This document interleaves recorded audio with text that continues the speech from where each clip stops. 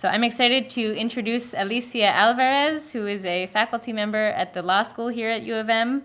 Her favorite food is dark chocolate, in fact, 72% dark chocolate. And her talk is called Legal Support for an Equitable Food System. Welcome, Alicia.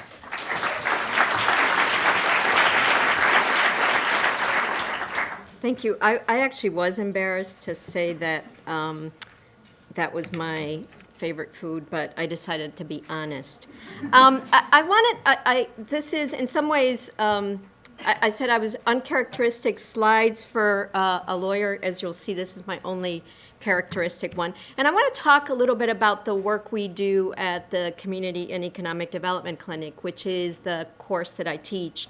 And law students provide legal support for community-based organizations in Detroit.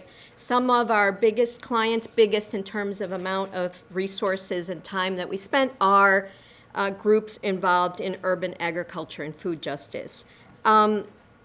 It's been food justice and has been an interest of mine, but I'm going to say that it was more my clients who made me be interested in it as opposed to something that I came to myself. So it was in the representation of clients in Chicago, in the Latino communities, and in the communities at Robert Taylor homes that are now torn down that made me be interested in this work.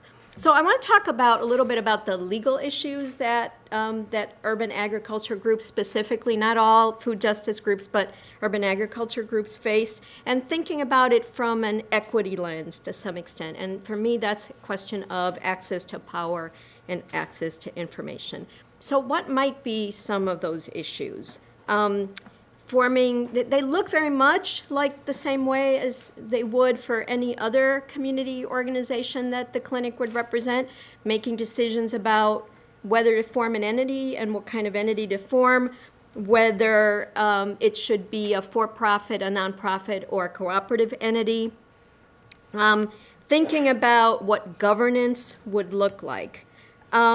It might also mean issues about with working with volunteers, liability, risk, and insurance, especially for those organizations who work with volunteers and have youth programs, or groups that work with certain kinds of equipment. It might also be regulatory work, so zoning, thinking about what kind of structures can you put on land, composting, what kind of animals, if any, can you have, health regulations, what is required to create certain kinds of processed foods, what do you need to be licensed for, what do you not need to be licensed for. Issues of employment and labor.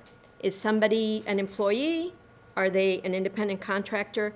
Are they an agricultural worker who's entitled to less protections under the law? What about volunteer and interns? Questions of distributing the produce that they actually grow. Questions of tax, including sales tax, and for the nonprofit groups, questions of income tax. And then, of course, zoning. Where can you sell the produce? It's questions of access to water. It's questions of intellectual property, probably my least favorite subject, but really important. How do you protect the names of the products that you're selling? How do you think about protecting some of your intellectual property?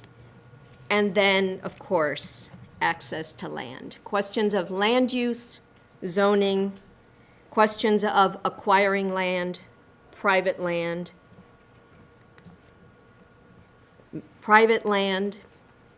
and questions of who should have access to land.